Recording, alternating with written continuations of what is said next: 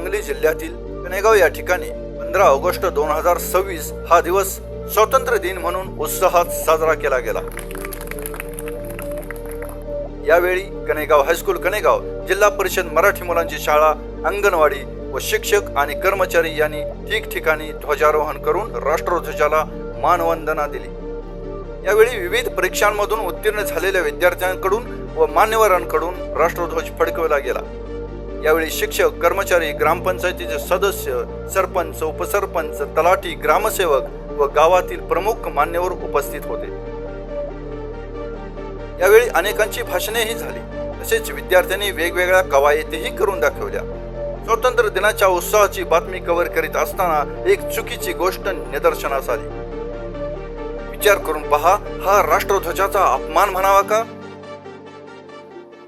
ग्रामपंचायती समोर असणारा हा राष्ट्रध्वज, आज स्वातंत्र्य दिन म्हणून या स्तंभाभोवती रांगोळी काढली गेली होती, इथे फुलेही ठेवली गेली होती।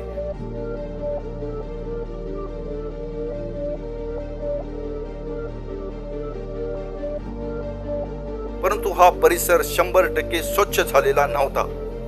राष्ट्रध्वजासमोरील 10-15 फुटांची जागा तेवढीच स्वच्छ झाली होती, तीही 100% स्वच्छ नव्हती। ग्रामपंचायतीच्या समोर व राष्ट्रध्वजाच्या आसपास सर्व परिसर 100% स्वच्छ व निर्जंतुक करायला हवा होता।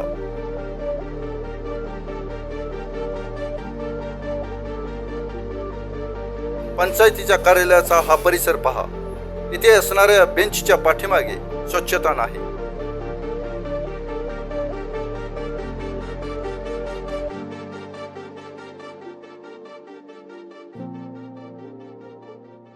इथे आसपास मावा, तंबाखू, गुटखा खाऊन थुंकलेले डागही पूर्णतः पुसले गेलेले नाही।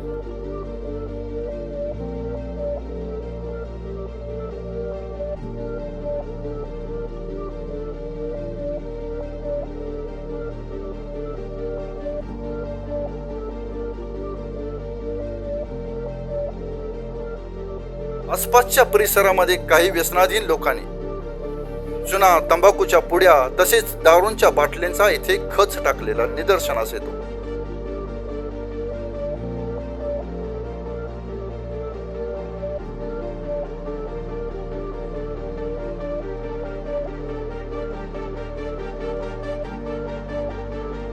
स्वच्छ पाण्याचे आरओ सेंटर जिथे मांडले गेले, त्याच ठिकाणी त्याच्या छतावरही दारूच्या बाटल्यांचा थर दिसून येतो।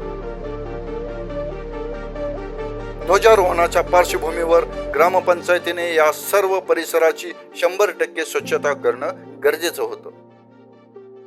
परंतु प्रश्न इथेच संपत नाही। खरा प्रश्न उभा राहतो, तो म्हणजे ही चूक कोणाची? प्रशासनाची, ग्रामपंचायतीची, की इथे सोय म्हणून ठेवलेल्या बेंचवर बसून व्यसन करणाऱ्या लोकांची, इथे आसपास कचरा करणाऱ्या लोकांची, ही सर्व दिसत असूनही डोळेझाकपणा करणाऱ्या आपल्या स्वतःची? एक प्रश्न स्वतःला विचारा, ही जबाबदारी फक्त ग्रामपंचायतीची आहे का एक सुज्ञ नागरिक म्हणून आपल्या स्वतःची? ग्रामपंचायत या सर्वांच्याकडे नक्कीच लक्ष देईल ही अपेक्षा व्यक्त करूया।